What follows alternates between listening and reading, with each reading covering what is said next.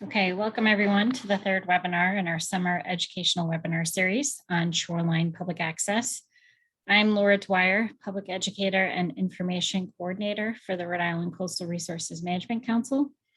I'm joined by Monica Allard-Cox, Communications Director for Rhode Island Sea Grant, and Emily Bedell, Master's of Environmental Management candidate at Duke University and our intern for this past summer.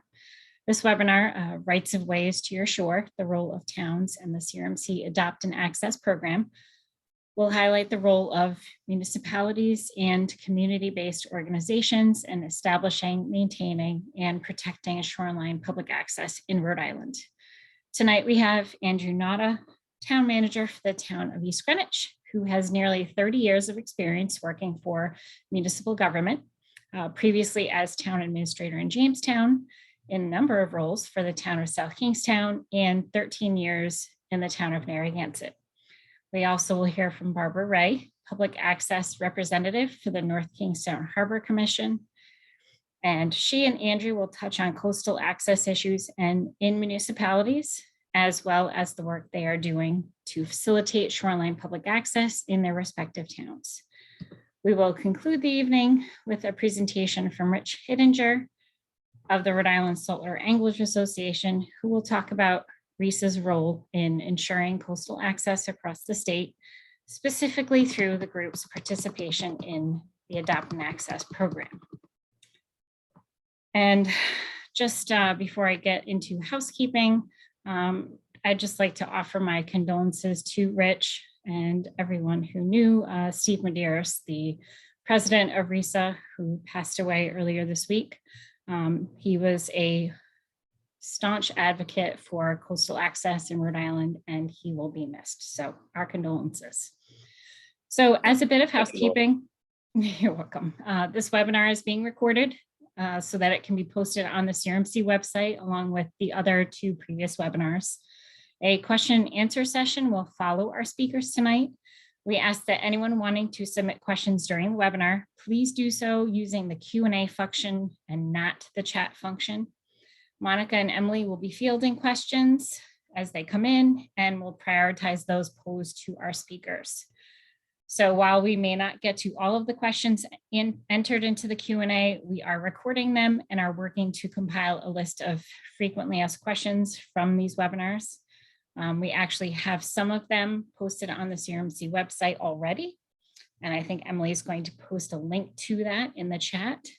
So some of those questions are already up. And with that, I'd like to welcome Andrew Nota and have him take it away. Thanks, Laura. Super happy to be here and share the platform with everybody. Little bit of background, and then I'm going to kind of jump in. And I've put together a presentation, and maybe we should talk a little bit about, Laura, how we want to manage that. Do you want me to load it? Is that something that you're going to load and handle on your end, or what would you prefer? Hang on one second. You know what, Andy, if you could load it, because unfortunately my computer is not behaving, and I have the other two, but not yours pulled up. So can you do that? Should be able to share your screen. I am disabled on screen sharing. Right. Yeah, no problem. All right. Sorry, it's not letting me minimize. This is, sorry to everybody here. We had a HabFab meeting scheduled under the same Zoom account, so we're having difficulties tonight. So. Well, while you're working on that, let me jump in. So, yes. Lifelong Rhode Islander, as Laura mentioned, I've had an honor to work in municipal government for the past 30 years and all coastal communities, fortunately, something near and dear to my heart. And I've had the opportunity to work very closely, not only with CRMC, but many agencies and individuals and volunteers that are out there who have done some incredible work over the years in providing access to Rhode Island's coastal waters and the shoreline and everything that goes along with it. What I'd like to do tonight is, knowing that we have a Q&A later on, is I'm going to kind of run through a rapid fire of our Greenwich Cove and Shoreline access points that we have here. Fairly brief, but what I would say is that as we move through this presentation, it touches on a lot of the things, probably not new to anybody that has worked on coastal access initiatives. We have a little bit of everything here, and we're challenged in many, many ways, even though we're actively only have about a half a dozen or more access points in East Greenwich. I think as you see me rifle through a few of the examples, you're going to say, boy, we kind of touched on just about everything. So I'm going to jump right in, and then happy to circle back with everybody at the end relative to questions on East Greenwich or anything else that I might have touched over the years in Narragansett, South Kingstown, or in Jamestown. So what you have here is a beautiful picture from the north heading south of Greenwich Cove. Pretty active place. Most of what you see is actually in the city of Walwarkey, right? So, if anybody that knows Greenwich Cove, it's actually just from Division Street on the East Greenwich side, Division Street south, and then really from kind of a midpoint through the cove to the east, with the west being Walwarkey, where Goddard Park is. So it's a little bit deceiving. It looks like you think it's all East Greenwich, but it's really not. As I work my way through, these are the 6 official, for anybody that is familiar with the East Greenwich shoreline, these are the 6 official rights of ways, although we do have some other points that I'm going to touch on. So we've got Division Street, King Street, Long Street, London Street, Bridge Street, and Rocky Hollow Road. And as you look through, I included the map with some of the streets, so you kind of set your bearings relative to where we are, and you can see the train tracks, and you can see a number of the other major roadways, and you can see Crompton, you can see Water Street, and then you can see Rocky Hollow once I make my way through, Main Street, a lot of the other network and the other issues that are there based on the history of how the community has developed over time. So I included this slide because it gives a little perspective on the water types as defined by CRMC, and really it's a broader look at the entire feature. And I know some of these are probably a little small on some screens to see, but it starts as far south as Scallop Town Park, which is all public property. It's the original landfill. As you know, most of those types of features, including our wastewater facility, which we'll cover in a minute, are all right on in our transfer station, are all right on the coastal feature. Clearly, at one point in time, probably ideal, maybe not so much today. But also talks about the recreational area zones, talks about the conservation areas, and really gives a good perspective on really all of the access points. And you'll see 8 of them here with Scallop Town thrown in, as well as our boat ramp and ferry landing and kayak launch as well, along with the other 6 that I had mentioned previously. We do have one right of way at the end of Queen Street that I think is still under research, and potential of adding that in the future. Next. So we're going to dive right in on Division Street. So this is clearly you can't get there from Main Street. You have to kind of go down King, take a left, go by the yacht club, and you make your way kind of back almost into Walwarkey. And this is really the last point in East Greenwich. Hardscaped area. Just want to kind of run through some of the challenges we have. So we're going to talk a lot about parking. Parking is a challenge. Our Cove Commission, which is extraordinarily active and seeking to make improvements on all of our rights of ways, has really targeted this area for some improved control relative to timed parking and access, because as you can imagine, this is right embedded within a number of private marinas and other businesses. And so what we find without active enforcement, we find people parking there for the entire day and really limiting access. Now, it's a hardscaped area, not some very challenging access to the water. I was there at low tide today. You drop yourself off of a granite steps, series of steps that are in pretty difficult shape, right into a series of other rock outcroppings. So at high tide, you could probably make your way into the water, but a really challenging site. And I think something that we're going to be looking to manage a little bit differently on a go-forward basis once we secure the parking. It's also a view corridor. It's a beautiful area, a couple of benches, looking to hopefully soften some of the landscape, the hardscape that we have there with some landscaping and other things as we move forward. Next. We can just kind of slide through all the Division Street. So these are a couple of the other site amenities I had noted, same site. Here's our tough granite set of stairs. Next. Okay, and so we're going to transition a little bit. So this is just down the street. So this is at the end of King Street. The building to your left, you see a portion of, is the old jail building, right? If you remember, it's a yellow, not as clear in this picture, but yellow clapboard siding. And what we're looking directly ahead at is actually the King Street right-of-way. So what you're going to see in a couple of the upcoming slides, it's going to indicate significant encroachment that occurred over a long period of time from a neighboring business. And so that encroachment not only is included in the water itself with an expansion of decking, but also there are a number of improvements that have occurred on this property. We also find vehicles parking on it, blocking the access way. So this is another challenging area. And I think I just hit a number of the encroachment related issues that I think many of us are troubled by. Very challenging intersection, nowhere to park close by. Really no direct water access. And so we've got businesses to the right and to the left, and with that expansion to the east directly ahead, really makes it an incredibly challenging site. Next slide, please.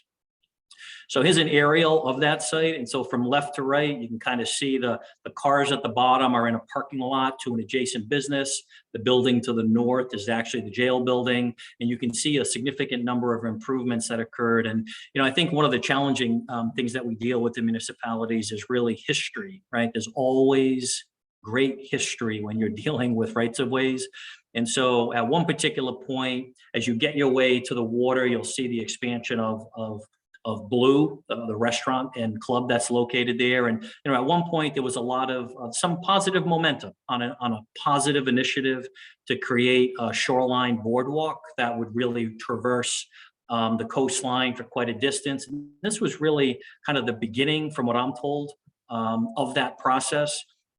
But, you know, when a project like that stalls, so this is what we're left with. We're left with significant business encroachment for egress and access to the business, but the right-of-way, which is of course town property, has really not provided for public use in any way, shape, or form. So this is another challenge that our Cove Commission is going to be working on as we start to cordon this off, provide appropriate signage, note that it's a CRMC designated right-of-way, and we start to work with the business in terms of backing them off of the property so that we can provide for the appropriate amount of public access.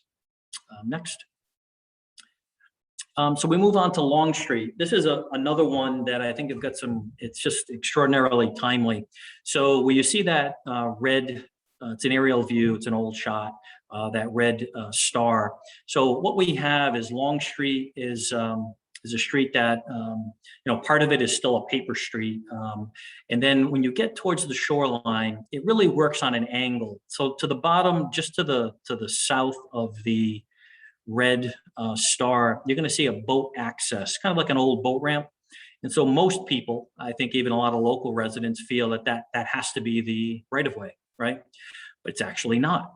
So many years ago, that, from what I'm told, that boat access was actually a little bit to the north. It was moved later onto private property to the south. So what you have is you have the East Greenwich Marina that's located there. You see the docks and the waterway itself. You can see that the town's right-of-way is actually blocked. It doesn't, in the docks for the private marina are actually in our marina perimeter. And in addition, that's an actively used and has been an actively upgraded commercial parking lot for many, many years. So again, zero public access to an existing town recorded right-of-way, CRMC designated access way. So in this particular case, we've kind of a triangular form of communication between the business owner, CRMC officials, and town officials. We're working collaboratively to try to solve this problem and really create a win-win for both sides. This is an ongoing conversation that we're having with the property owner regarding a possible land swap. You know, not something that's really talked about a lot in terms of public access points, but in this particular case, the town owns property that cuts directly through the commercial parking lot. So we're not looking to hurt the business in any way. We're looking to support them. But at the same token, we're not willing to give up any of our own rights in terms of access to the water. Our marina perimeter has a dock in front of it, so it's not easy access. It's on a raised wall, so there's really no direct access to the water. So the land swap, which I think probably many of you are guessing, would be a trade of a portion of the boat ramp property, which provides direct public access to the water, ease of access into the water, and there's a fairway that you can't see to your right that actually extends out into the cove channel between two marinas. So there's a significant amount of positives that we can achieve if we're able to forge this deal and this relationship with the business owner, as well as provide them with the support they need for the parking for their marina. So this is an ongoing conversation. I think it's creative. I would say one day Jeff Willis gave me a phone call, and we started to talk about this idea after a meeting that he had with CRMC staff, and I applaud the officials involved for being progressive and looking at some troubling issues to rewind because a marina is in place, but looking at a creative way to not only improve the situation for the business owner, but also for the town. So that's the Long Street right of way. Next. So here's another perspective of that, and you can just see that this is the right of way, right? It just drives right into the parking lot and directly into a dock. So, and you can see a much better view of the fairway to your right as the boat ramp enters the water. So, and again, not a boat launch really. It would be more for kayaks and small dinghies, but once you would, or paddleboarding, once you're in the water, you've got a clean fairway between the two marinas right on into Greenwich Cove. So it's a good opportunity for a win-win if we're able to put that deal together. Next. You know, here's just one of the right-of-way markers that's been in place. So this, I think, just gives a good indication of how long some of these have been there. A lot of history, and this was an image that was taken by our planning department and working hand in hand with our Cove Commission. Next. London Street right-of-way. So we're going to get into a couple of obscure rights-of-ways that are a little bit difficult to traverse and a little bit difficult to find. This is the Barbara Tufts Memorial Park on Crompton Avenue as you're making your way down to the water.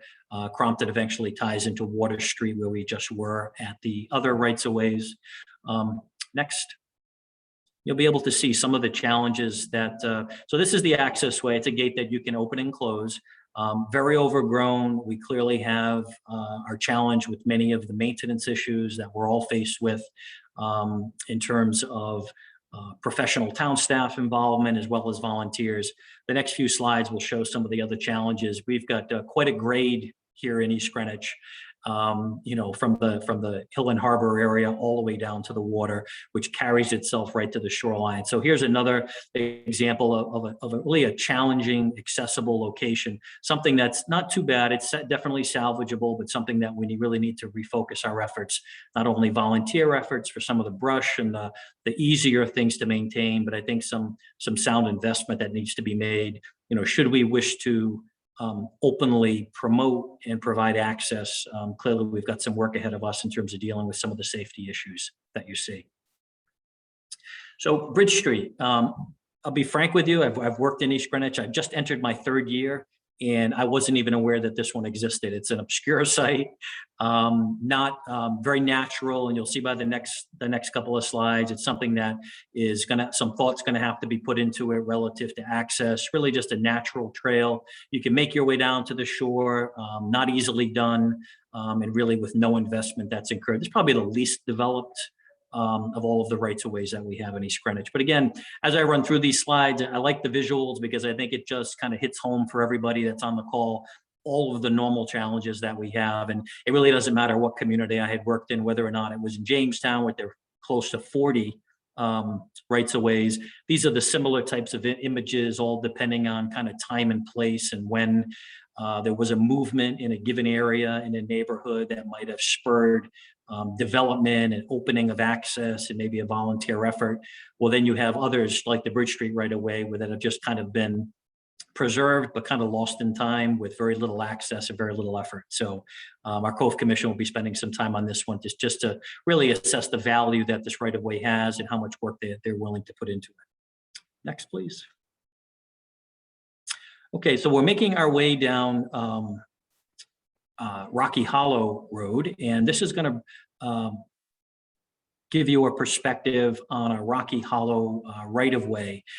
Tremendous amount of history, as I noted earlier with this one. If we can go to the next slide. So this was previously the Harris Marina, and this is the right-of-way. You're looking straight at the buildings that were built in the right-of-way. This issue was resolved just before I was hired on here in East Greenwich. I think many local officials, along with the property owners, were involved. The history, as the story is told, that clearly town property. At one point, the Harris family was allowed to develop it as their own marina. I think there was a conflicts in terms of property ownership history, as well as whether or not there was any lease history. And as I looked through the historical documents associated with this property, you know, eventually when you finally drill down far enough, you realize that the property had been developed inappropriately. The town officials prior to my arrival worked with the property owners to unravel this situation and really to restore it back to the natural state, which I think the following slide will indicate. So this is what's left of all those buildings. They've been completely cleared out. The shoreline was restored to its natural state. And although not all the funny thing is not all the challenges have gone away. So, you know, as you make your way down Rocky Hollow Road, you find yourself kind of in an odd turn, an odd corner, which has some private residences to the left and has another private marina to the right, which the end of the right-of-way is a very convenient place for 2, 3, or 4 vehicles to be positioned. You know, I think what we find conveniently, many times they're used by either workers or individuals, boat owners that are using the local marinas. Easy place to park your vehicle. But again, what it's doing for the entire day, we find because of difficulty in terms of enforcement and lack of definition as to what that property really is, lack of signage, lack of control points, it really comes down to loss of access for the general public. So this is a site that I think is also on the radar screen of our Cove Commission relative to delineating the property. I wonder if the next slide I'm trying to remember if that's an aerial. The next slide. Yeah, it is perfect. Right where that one vehicle is, that whole area from the boat on the left to the right is actually the right-of-way. The greened out spaces are where the buildings previously were located, have since been cleared out. So you can see the entranceway to the left actually drops into private property in a marina. So clearly it's at the end of a drop, a steep drop. As we mentioned, the geography is a little challenging along the East Greenwich coastline. So here we need to really look at, and you have a fairly gentle slope into the water. So clearly another great access point, potential kayak racks, or maybe timed parking to allow people to come down, enjoy the beautiful vista. It's a beautiful place in the morning when the sun comes up. But at this point, really, that area is being usurped by other users. And I think we need some other control to be able to manage it. Next. This is just a broader look, kind of brings us down from where that yellow dot is at Crompton. As we start to drop down further, you'll make your way on Crompton Road. You'll end up in Scallop Town Park, the town's original landfill, which had been capped many years ago. And really the town has a significant ability to access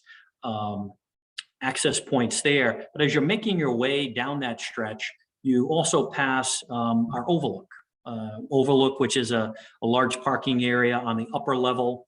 You've got a fully developed boat dock, and originally a ferry dock had been, I think when there were a greater and more optimistic visions of some improved water transportation from Providence really all the way down to Newport and elsewhere. That's really yet to be used. The facility is in place and used more by recreational boaters. But can we move on to the next slides, and you'll be able to get a little bit of a better perspective, especially from above. So when you look straight down at those 2 docks, there are both town infrastructure. You'll see to the upper level a significant grade from the lower parking lot, which is no parking is allowed there because of the difficulty in bringing boats in. You really need that entire space to be able to pull through, back down. Pretty significant infrastructure in terms of a boat ramp.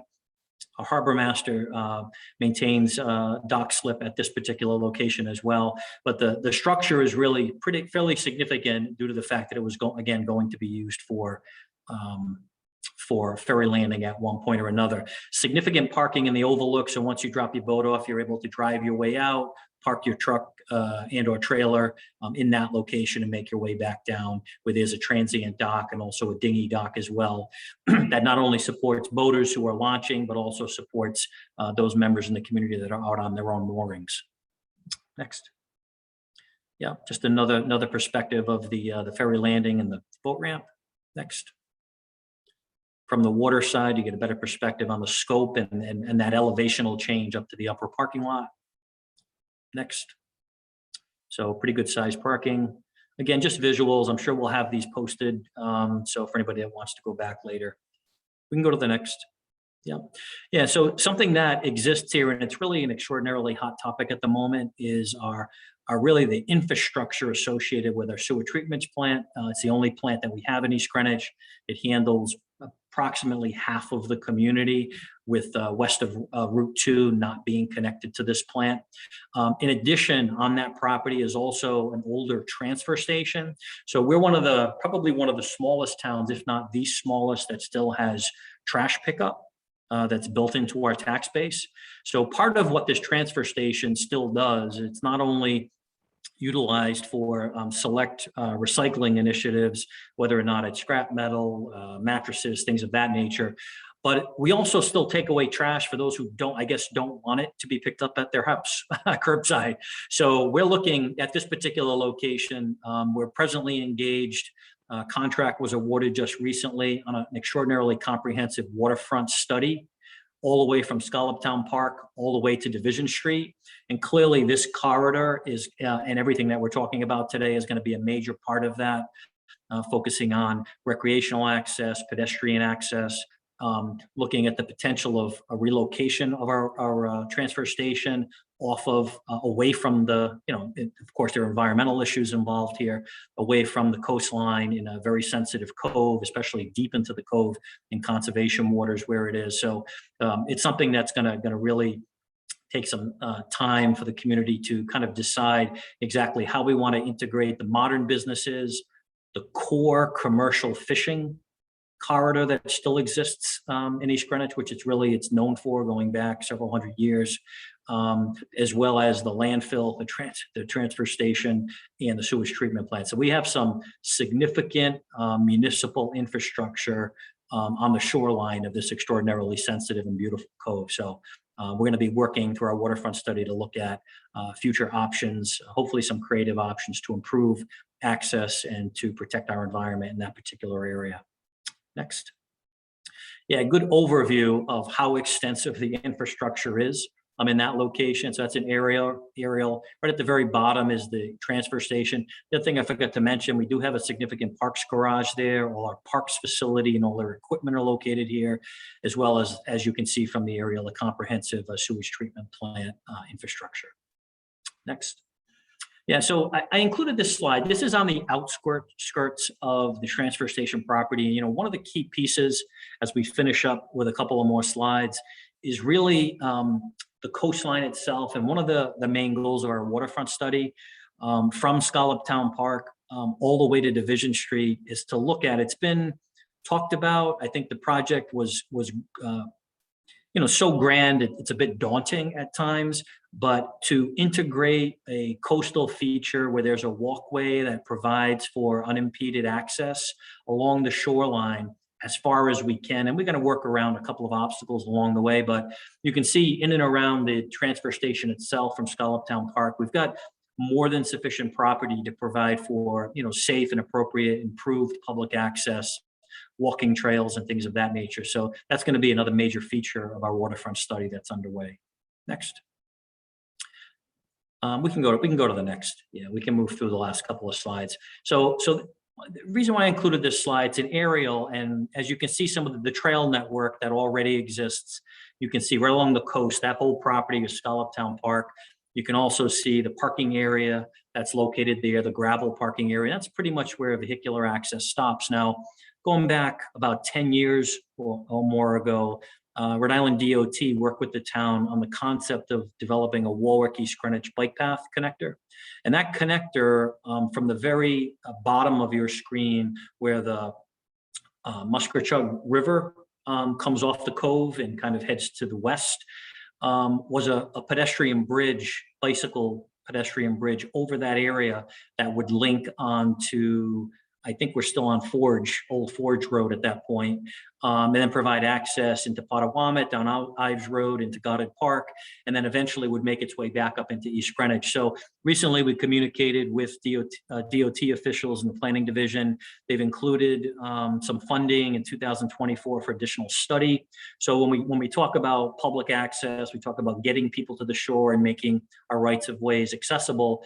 We think this is going to be a major part of that, and working with DOT not only, and really for different types of transportation, running, biking, recreational, and be able to provide some improved access. So you can imagine that if you're coming from Goddard Park and you're able to work over the river and not have to get out onto Route 1, you're able to make your way right into Scallop Town Park and then traverse the shoreline for about a half a mile or more, and be able to make your way right up into East Greenwich and up into Warwick would be really an incredible addition to the existing network that the state already has in place.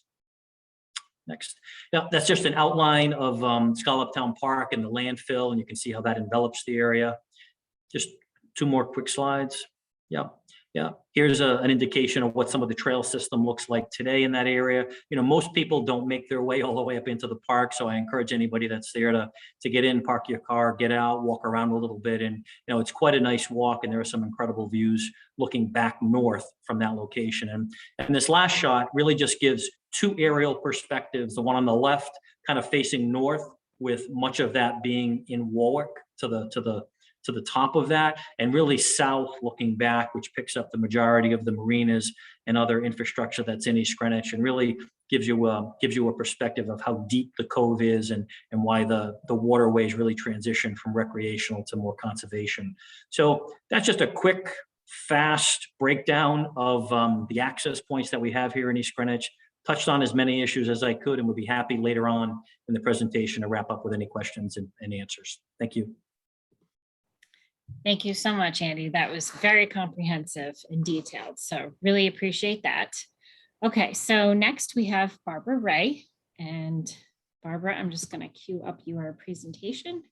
Thank you. Share. Yeah. Come on, computer.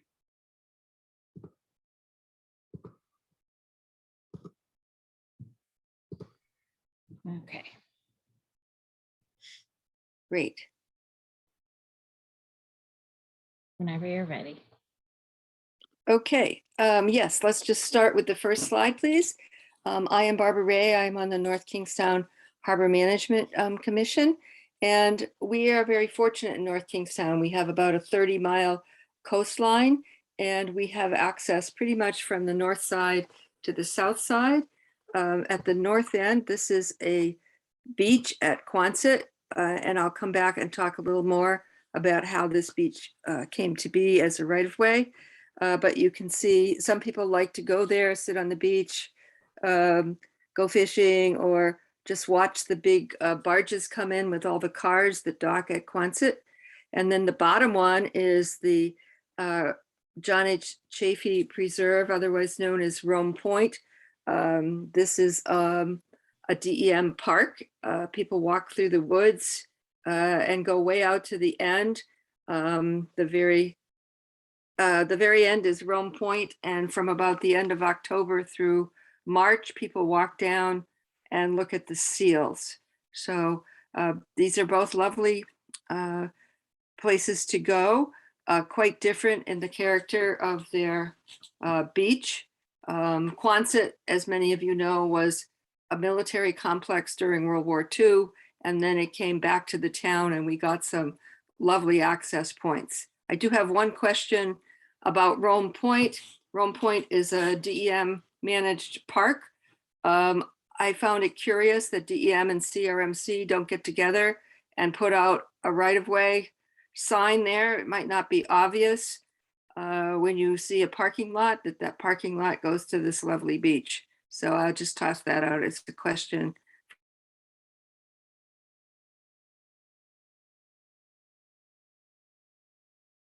Next, please. So what kind of access does North Kingstown have?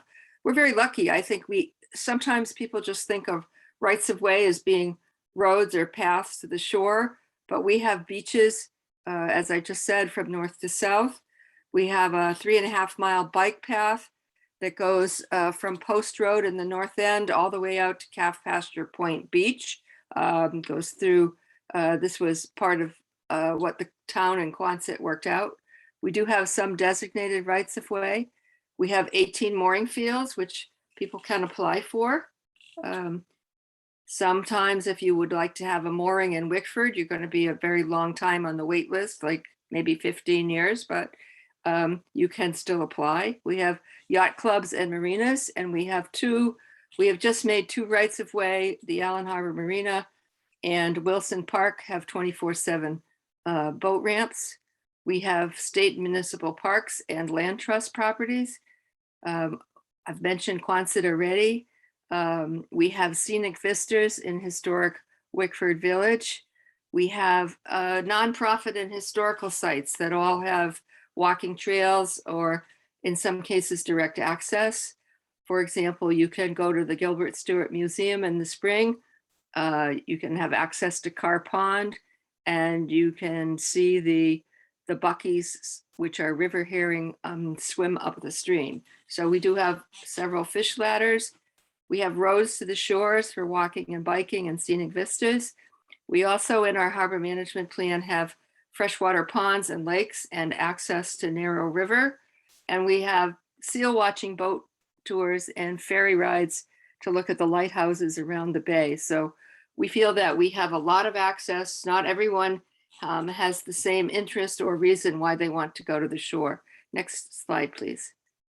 So how do you find out where your shoreline access guide is? Well, like everything else, you just Google it. So here's a few sources you might want to look at. The CRMC and the Sea Grant put together a Rhode Island access guide, which is now available as a PDF.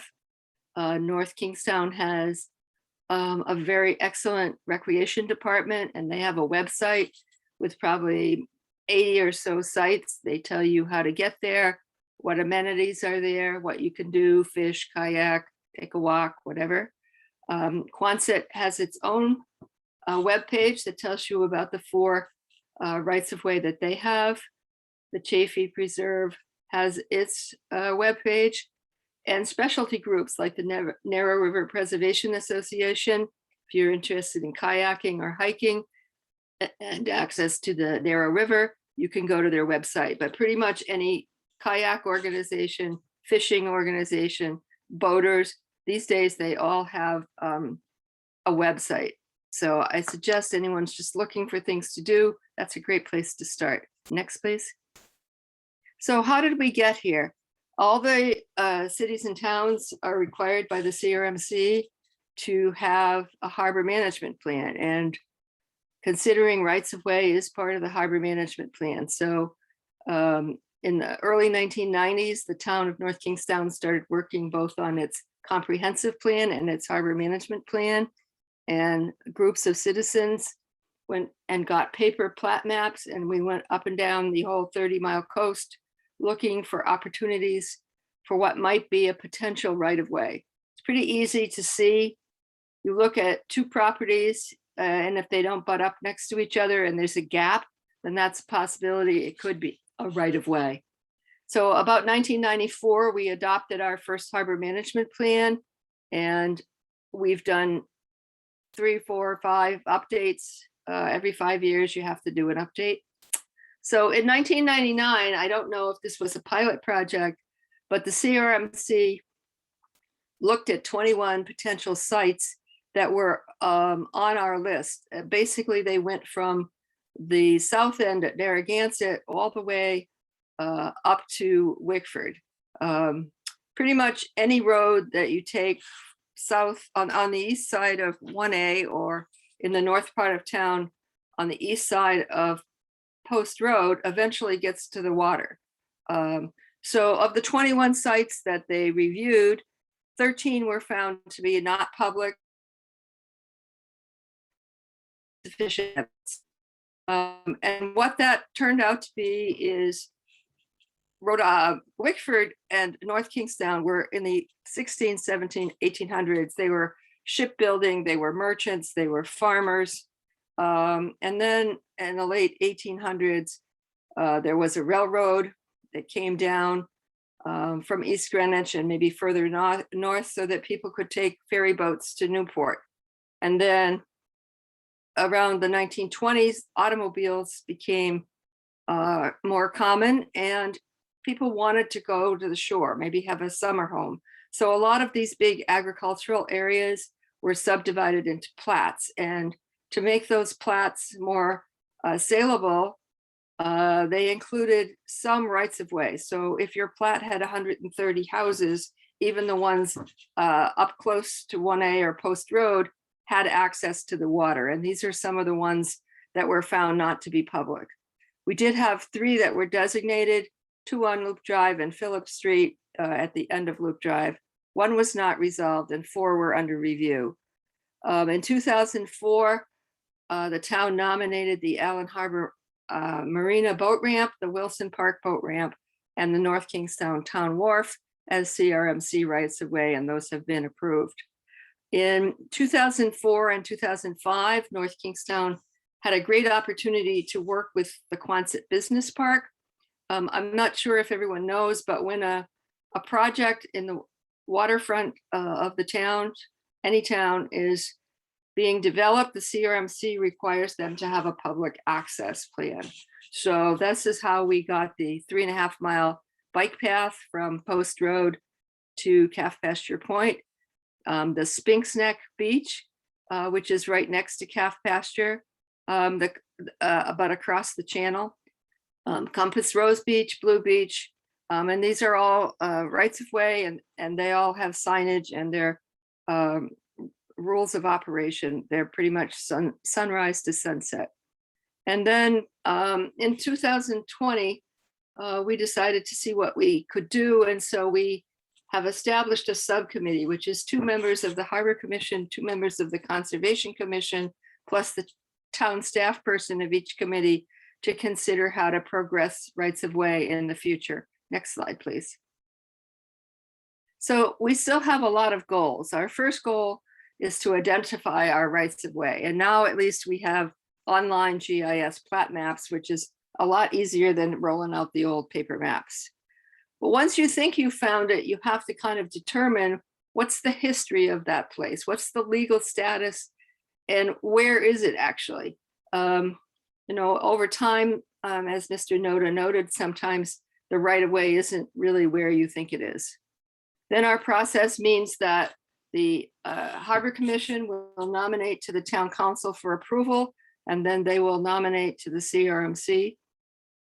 We're still trying to contact with the right people at CRMC to get signs. We have 6 designated rights of way, and we're trying to find out how to get the signs.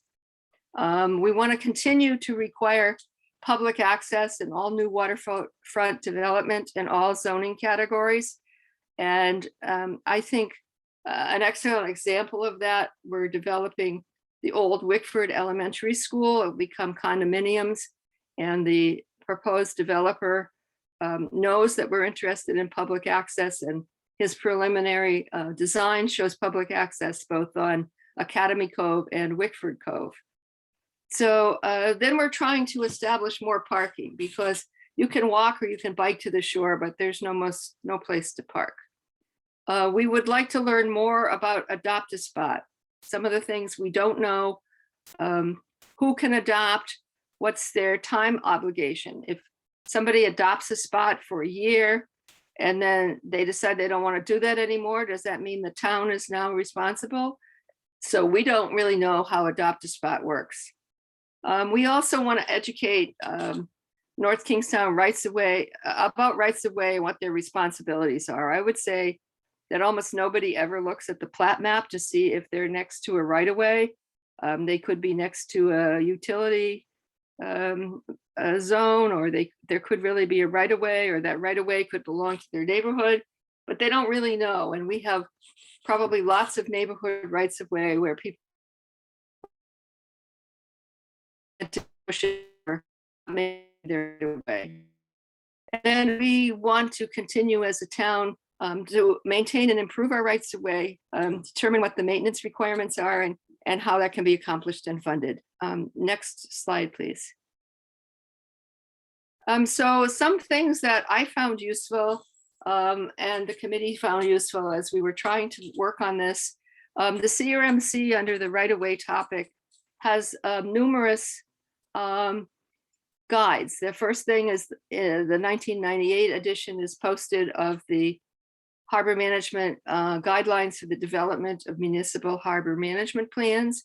So harbor management plans have been required since at least that time, and probably before, because we started working on ours in 1994. So any municipality that doesn't have a harbor plan yet is a little bit behind the time curve. And then the second thing that's useful that people might not know about is CRMC prepares an annual report every year, and it notes the progress in every single town of what rights of way have been designated, which ones are under review. And this is actually where you'll find out which developments that CRMC is going to require to have a public access plan. So that was very informative.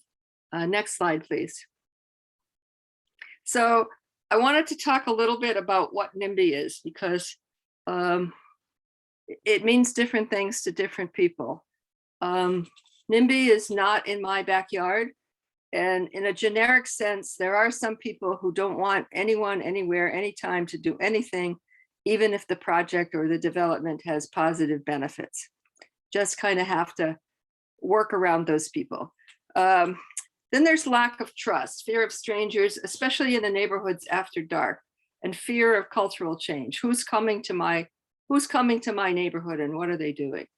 So just fear of change in general, and fear that that change will alter the character of the place.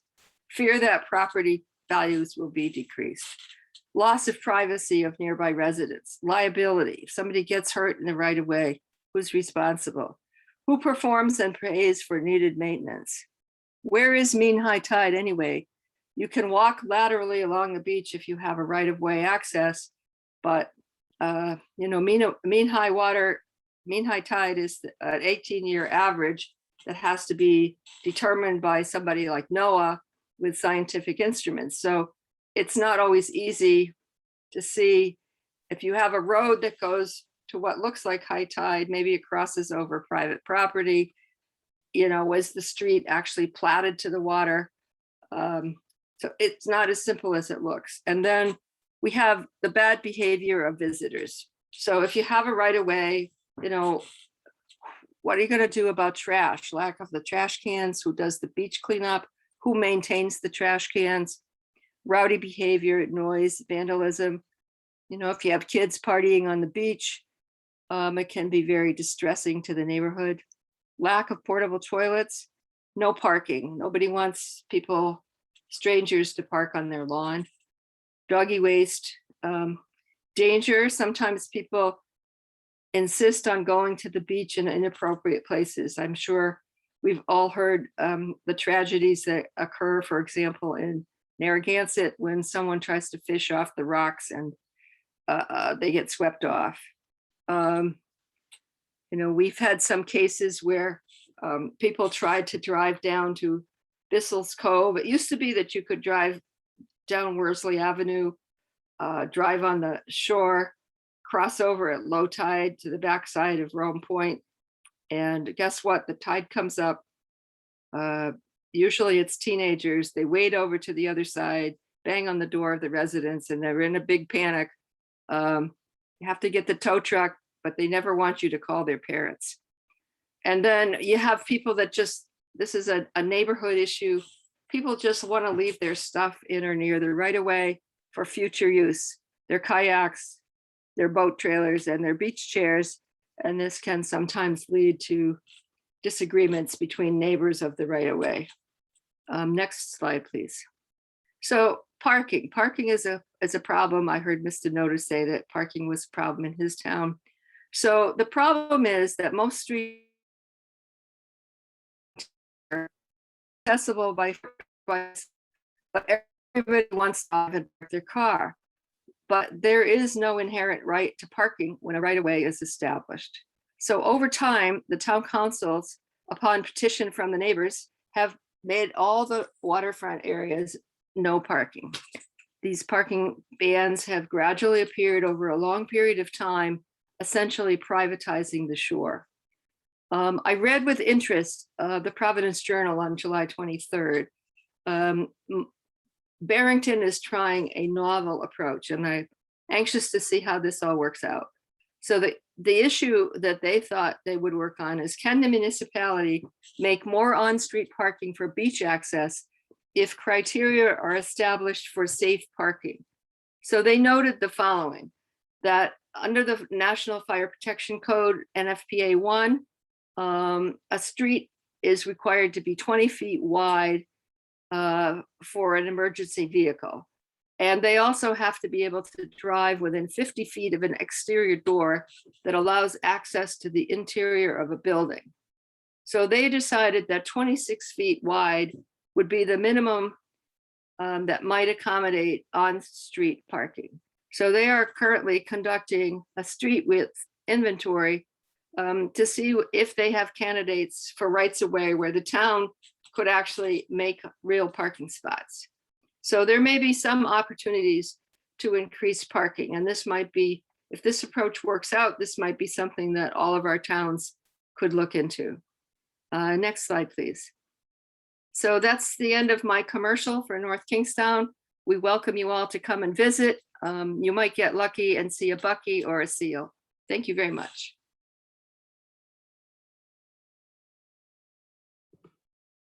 Thank you very much, Barbara. And rounding out our evening of speakers, we have Rich Hiddinger from Rhode Island Saltwater Anglers Association. So Rich, let me just pull up your presentation. Just give me a second here. Great, thank you, Laura.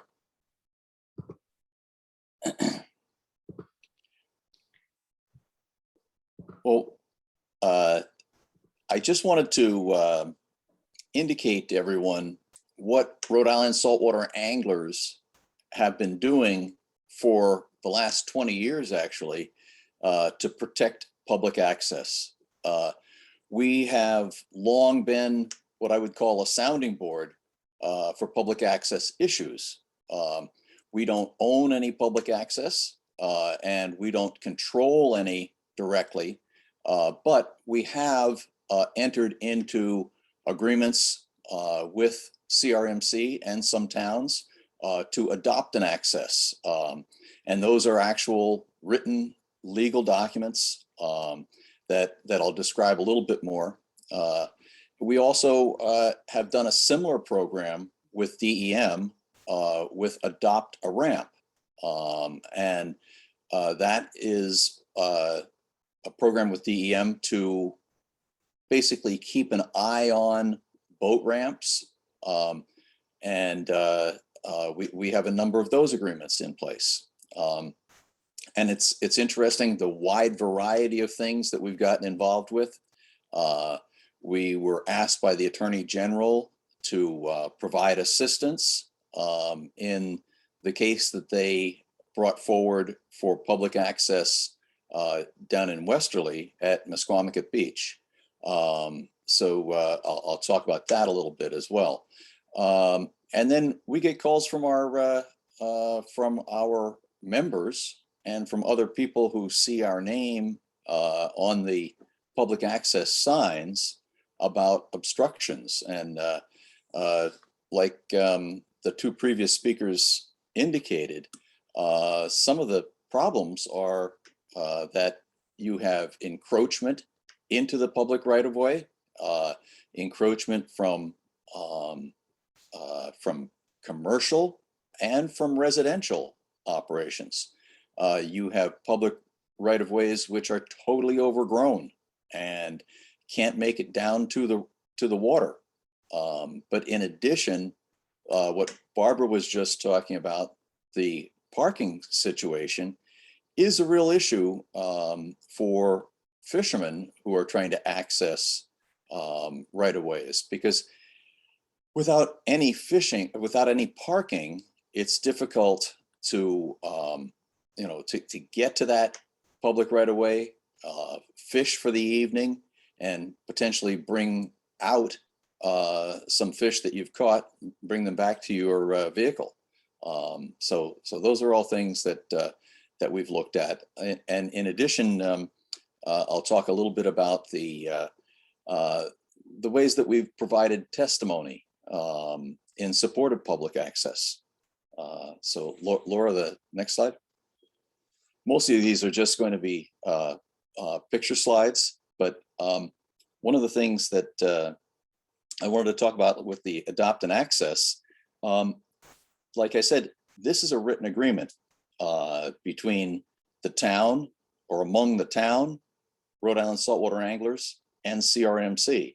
The agreement calls out the duties of each party, and it includes periodic visits to the location by RISAA members. We have volunteers who live nearby or who fish at that particular location frequently. And when they take on that responsibility, they agree to talk to the neighbors and talk to the other people who use that right of way, to try and get people to understand that they need to leave these right of ways in good condition. You can't be leaving trash. You can't be noisy in the evening, because you have neighbors in some cases very close by. So all of that is part of our agreement under the Adopt and Access program. Now, the interesting thing is many of these signs we actually had printed, and it turned out to be a good way to get it actually done. We got CRMC input on the signage, and we got their approval on the exact design, but it was much easier for us as an independent organization to come up with the small amount of money that was necessary to have the signs printed. We didn't have to go through a state purchasing system or anything like that. So it made it a lot easier, and we were able to get these signs produced. Next slide. And this is one of the Adopt a Ramp sites. This particular one is on Petaquamscot River, the narrow river.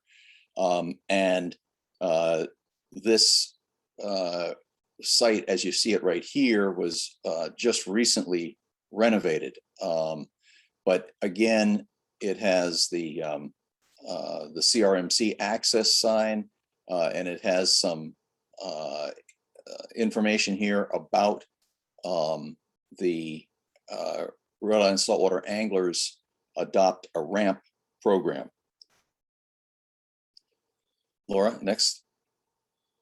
And I just wanted to point out that, in the case of Nesquamicut Beach, the Attorney General's office actually contacted us and asked if we could help them. And what we were able to do in that case was we were able to hire a surveyor who provided the documentation. Next slide, Laura. And the surveyor did some historic review and came up with the information that that he needed to give the support to the Attorney General's office. And this old map from, I believe it was 1904, showed the beach, and it showed that the lots that were being sold stopped prior to the beach.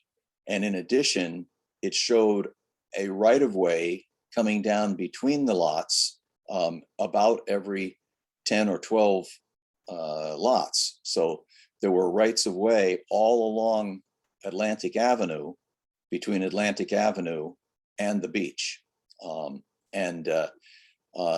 This was helpful. This information was all helpful to the Attorney General's office. The unfortunate part is that basically the Attorney General lost this bid, and the homeowners really were able to continue what we saw as restricting public access to this area. Next, Laura. But each right-of-way is very different.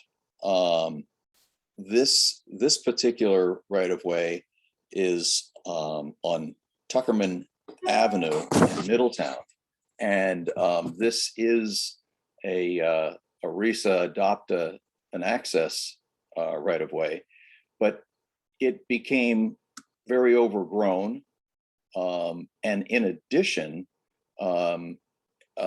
there was a provision that the town allowed for parking along the side of the street near where it says CRMC and RISAA signs. There were supposed to be parking spaces there, and the landowner next door put in grass and then put in these stones so that vehicles could not park there. And so we actually worked in this case with CRMC and Laura Miguel from CRMC and the town of Middletown, and we were able to have that landowner remove the little caution tape, remove those basically tomato stakes and remove the stones. And so that access became opened again. And I haven't been over there recently to see whether or not it's overgrown again, because this was a few years ago. And I mean, it really is a continuous battle in some cases to keep these rights of way free and clear, and also and just free and clear of vegetation, and as Andy Nota showed, sometimes the access deteriorates with erosion and steps and things falling apart. But in this case, we got it reopened and we got the parking reestablished. So that was a success story. Laura, next. This is another example of a right-of-way, which is a contentious one. The Wikipog Fire District, which is actually not even a fire company. What they really are is an association of landowners or homeowners in the area, but they indicate that they own this right-of-way. But there's a little argument here as to whether it should be a public right-of-way or owned by the Wikipog Fire District. But in this case, the town of Westerly also has placed the parking restrictions in that nearby area, so that only people who have the required pass on their vehicles are allowed to park there. Let's see, I think we've got one more slide here, Laura. Oh yeah, maybe two more. What I also wanted to show was we get alerted when people in the community perceive that there may be a restriction to public access coming, or where someone has already planted shrubbery in a public access or various things like that. In this case, in 2017, the Cranston city council had a ordinance that they were going to vote on, and it was to restrict access for fishing at the end of Ocean Avenue. So the ordinance was entitled Ocean Avenue Scenic Outlook, No Fishing. And this is an area where fishing occurs all the time. Next slide. As you see in this slide, this is the access area right here at the end of Ocean Avenue in Cranston. And I mean, this is common on a weekend for people to come here and fish. And it's, you know, it's got good access. It's parking nearby. And in this case, we went before city council, we sent a letter to the mayor, and we testified to try and keep this access open. And so this one was a good story because the city council decided to change their ordinance, and they allow fishing in this location to this day. So that was a good outcome. So that's the end of my slides, but I just wanted to also indicate that saltwater anglers have been working on many other projects over the years. We're trying to protect access such as East Beach in Charleston. And in the case of Public Street in Providence, that was fairly recent, where we submitted support for public access at the end of Public Street. It's in the Upper Bay in a very urban area, but it is access that the inner city residents can use to get to the bay and to fish from shore, or just to enjoy the shore in various other ways. And we certainly understand about the problems with trash and noise. And that's why we as a group are willing to enter into these adopt and access type agreements. We feel that the access is a great resource, and we want the people of Rhode Island to respect that access and to continue to have the access. So I guess the only thing I would say is if you would like to contact us in any way, it's a very simple thing. You can look at RISAA.org. That is our website. We've got a lot of information about public access and other issues that we deal with on that website. So that's RISAA.org. Thank you very much. Thank you very much, Rich. And again, thank you to all of our speakers tonight. I think we're going to wade into our Q&A session now. So if Monica will lead us on that, thank you.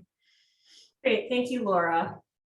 And I'll just reiterate, as Laura mentioned at the beginning of the webinar, we're going to prioritize the questions for our tonight's speakers from the municipalities and RISAA. So if your question pertained to CRMC, if we have time, we will get to it. But if not, please know that you can go to the CRMC webpage, which Emily has put a link to in the chat. And that has a frequently asked questions page, which will include not only a lot of questions we've already received from previous webinars, but also some from tonight as well. So with that being said, I'd like to direct the first question, I think to Andrew, but certainly anyone else can weigh in. Andrew, you mentioned that there were encroachments into rights of way from neighboring properties and so on, or neighboring private property owners. Who bears the burden of correcting these encroachments? The town, CRMC, or other? Great question. Yeah, so it's a partnership. So our situations here in East Greenwich, we have existing businesses that have encroached. And I think it's important because we all need to live together, right? And continue to work together and utilize the assets that we have, that if we can forge a relationship with the business owner, clearly we're going to try to do that initially. If that doesn't work, then of course there are other alternatives. Some of the things that I had noted, clearly the town of East Greenwich has its legal counsel looking at land swaps and the extent of the involvement of a process like that to undo what's been done and then to acquire property and to transition property to another owner is a very involved process. But the other one that was adjacent to the jail building, much more simple. And I think it's a process that our own town staff would be willing to work with the business owner to correct it. Again, and as we all know, and I'm very comfortable talking openly about it, clearly we're dealing with conflict, right? So you got to be willing to deal with conflict when you're addressing encroachment issues, whether or not it's commercial or residential. And so there are times when all the parties can come together. But in my experience, it's always the history of the encroachment, the management of it, the investment of the business or the private resident next door, and then the perspective of many times, not only the appointed officials like myself, but the elected officials in a community, such as on a town council, as to the leadership that they may or may not provide on such issues in terms of involving themselves. Because CRMC, and then when I was in Jamestown, I came on the coattails of the High Street litigation that had run on for years and years and years, and I kind of came in once it had been resolved, and clearly everyone had to buckle down. So ultimately that was with a property owner who was really not going to cooperate and really felt that it was their property, and you had to go through a formal legal process. So I think it really depends on the scope of intrusion. I think there are times personally that CRMC with a CRMC designated access way can really provide the added support that at times a municipality and its officials need interacting with our constituents and residents, when we have advocacy and then we have those that are being negatively affected because they're losing access to property they had encroached on. So I think it's a little bit of all that, but I think CRMC plays an important role in communication when it comes to resolving those issues. Great, thank you. So our next question, Andrew might also be able to address, or perhaps Barbara. Are you required to make improvements with ADA considerations if you do make those improvements? So looking at the right-of-way accesses like the steps, perhaps, that you mentioned, Andrew. Or can you invoke grandfather clauses to avoid that expense? Barbara, you want to take that, or I can jump in either way is fine. I don't think I have anything that I can say that's accurate. That is a question that we have. One of the areas, the Calf Pasture Beach, our nearest parking lot is a mile away. So if you can walk or you can bicycle, you can get to Calf Pasture, which is a beautiful beach. And then right at the end, we have resident parking only. So we would like to figure out, that's why I'm interested in the Barrington situation. We would like to provide more access that's handicap accessible. When I was 30 years ago, I would have been happy to hike down the bike path, but I have arthritis in my knees, so I'd prefer to drive there, but I can't at the moment. So I can't answer that from a definitive point. Andy, do you have any municipal knowledge of how that could be handled if there's no parking?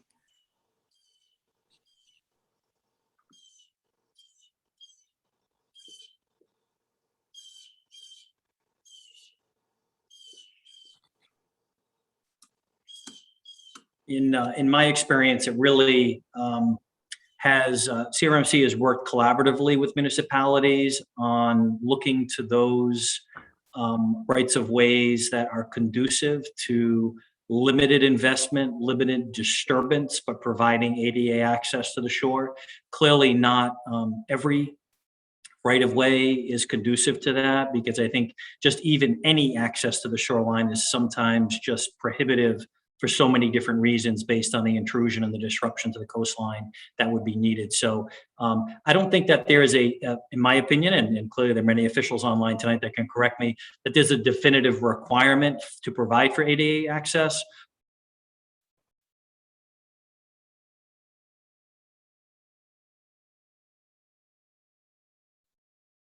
I just lost everybody and we're back.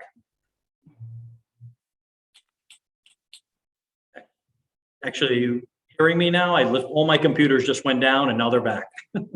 Yes, I think we got your answer, so thank you. Okay, yeah, I have 3 screens going and everything just shut down on me and just booted back up. But yeah, just the final piece was just, I think it's important when you evaluate your entire inventory of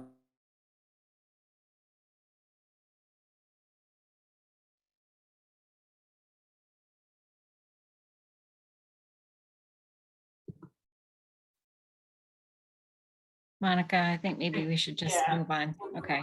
Sure.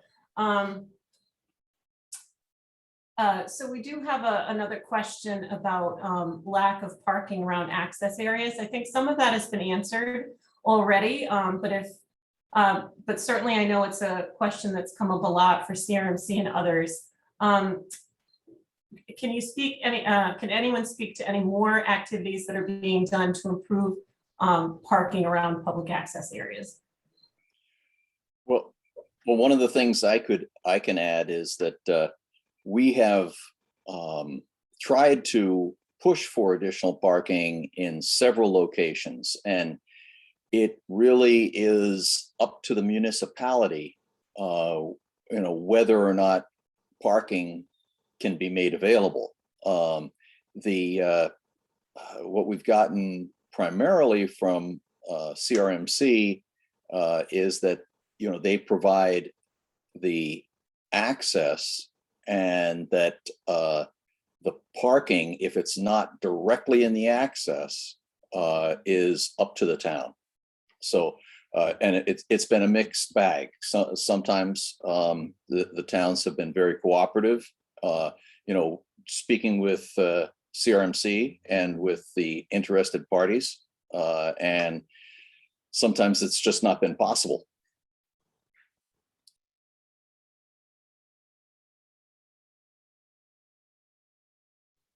Thank you, Rich.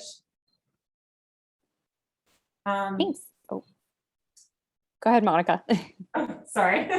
I'm not sure if this is a question that we can answer here tonight, but we do have a question about, can the adopting party, so the adopt and access party to CRMC, make those ADA improvements as part of their adoption commitment? I don't know if anyone wants to tackle that one. Well, since we've entered into those agreements, I've seen those agreements, and I think in theory, yes, the adopting party could make improvements which would be ADA. However, I think the issue is more what Andy Nota said earlier, and that is that ADA access really is only possible at a very limited number of access locations. It's just you're not able to make those improvements in, I would say, the vast majority of existing access locations.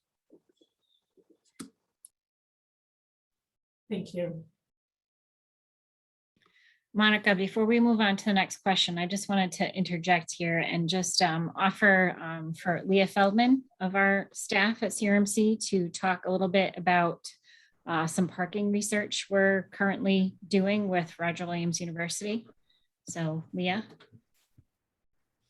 Hey, everybody. Sorry to jump in. I just wanted to add something to respond to Rich Hittinger's really informative response in regards to parking. We just have an update from the CRMC that I'd like to share with you all. We have recently partnered with the Marine Affairs Institute at Roger Williams University Law School to have their fellows provide some pro bono time to the CRMC as part of them earning their degrees. They will be donating some time to us, and they are focused specifically on researching some avenues for expanding parking for public rights of ways in the state of Rhode Island. And the research is focused on the policy and legal structure that municipalities and towns have used to establish parking laws in the town. And in addition, partnering with the Department of Transportation to look into using potential state-owned lands nearby to rights of ways to establish some additional parking. So I just wanted to make sure everybody knew that that was something that was being worked on and is currently in progress. Thanks, Leah. Great. And since we know we have Leah on, our next question was, how does one obtain an application for Adopt and Access? And my suggestion would be to reach out to Leah Feldman directly. I'll pop her email information in the chat box for those who are interested. And she's also our point of contact for questions regarding right-of-way obstructions and other similar issues. Thank you, Emily. Yeah, I'm also just going to put into the chat really quick the template that we use to establish the relationship for the Adopt and Access program. It's basically just a memorandum of understanding that we use to partner with organizations. So I'm just going to put the link into the chat as well.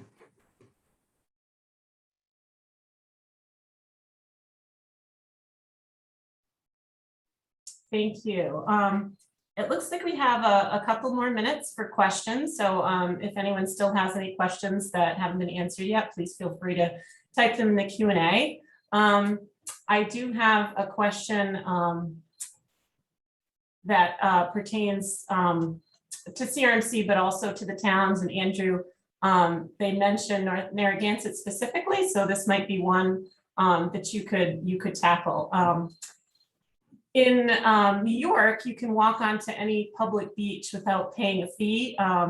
Why is that not the case in Rhode Island? For example, in Narragansett, there is a fee to access Narragansett Town Beach. I don't know if you could speak to that. Yeah, so I'm not sure what you guys are seeing. So I've got no video, but I think I'm back on audio. Yeah. So yeah, for some reason I lost all my systems here, but I'm glad I'm back in the meeting. Yeah, Narragansett has a tremendous history. I'm sure there are legal scholars out there who can explain this and articulate it much more so than I can. But clearly, Narragansett historically in Rhode Island was one of the really the only beach that I'm aware of that had received legislative approval decades and decades ago to be able to charge access to the shoreline. And I believe that that is the one difference where, in my mind, all other public beaches, you are not allowed to charge a fee to access the shore, but you're able to control your perimeter, I think, which Narragansett does. But in this particular case, they can charge a fee. There is so much information on this particular question that's out there regarding the history of how that occurred. The legislation is very interesting. You know, I don't recall exactly when that occurred, but I believe it was the early 1900s when that occurred, that they actually were able to charge admission. So it was a legislative function at the time, and which still holds true today. Great, thank you.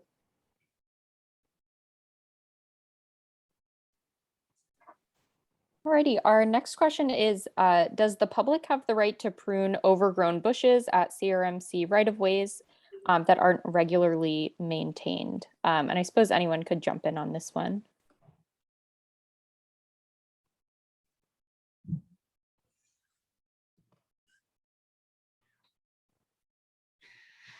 Leah, do you want to jump in, or should I? Yeah. I want to make sure I'm saying the right thing. I think that in general, if an access point is adopted by a party, part of the MOU that we establish has to do with what rights that party has for maintenance on the right of way. That being said, a citizen, a concerned individual really can't participate in any kind of vegetation pruning or planting or cutting without at least acknowledgement of intent to do so and a permit being written by the CRMC. The MOU is a really, really great avenue to making that whole process a lot easier. So adopting an access point means that you basically can establish an agreement with the CRMC to maintain that right of way without having to go through the permit process every time. Thank you, Leah. We have just a couple more minutes, but we do have a few more questions. Let me just double check. A few more questions just came in at the very end. Must a right-of-way actually enable access to the water itself, or is a view or ability to fish considered a right-of-way? I could take that one too. Yeah, view shed is considered a right-of-way. The ability to fish is considered a right-of-way. Not every right-of-way means like a get down. We call it like a get down is like a spot that you can actually put your feet into the water or get down to the water. Not every right-of-way requires that kind of access. Thank you.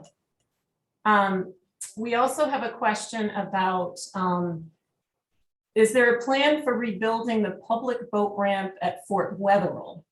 So this is the DEM owned site. So my guess would be that it would be DEM that would be able to answer that question. But if anyone else has any other information about the boat ramp at Fort Wetherill.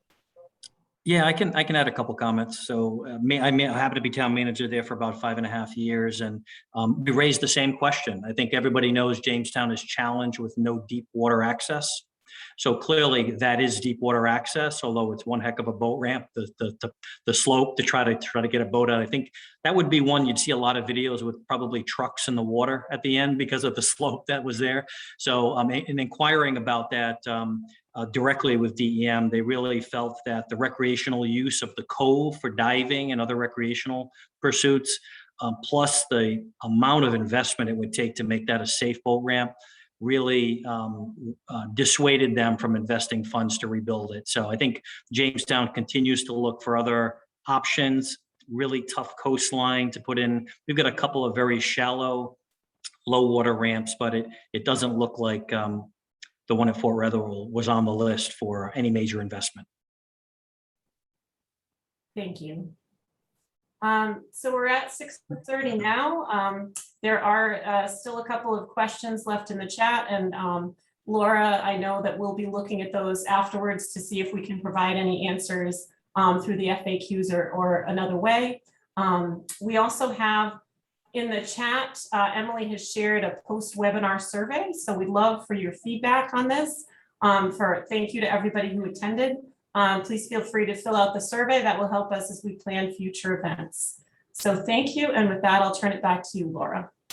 Thank you. Thank you, Emily and Monica and Leah for doing some answering of questions.